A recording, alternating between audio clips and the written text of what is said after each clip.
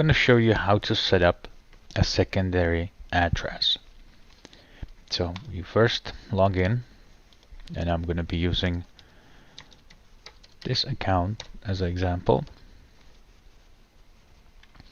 You navigate to my profile, and right on the right bottom you have secondary mailing address. So you can open it up and first check that you're going to be using it.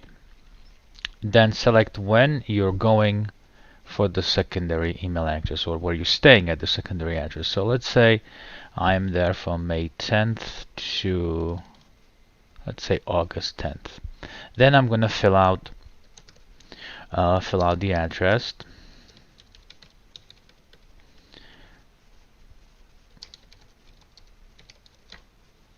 I'm going to choose Florida, country, USA, and zip code. I have no idea. I will check some of those, but for the sake of this video, we just want to put fake zip code. And that's all you do. When then you click update personal information, and it will update it, and now you see it's saved.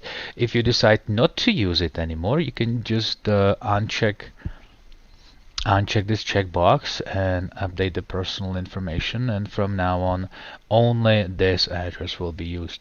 The secondary is still saved, but the dates were cleared out, and it's not active anymore.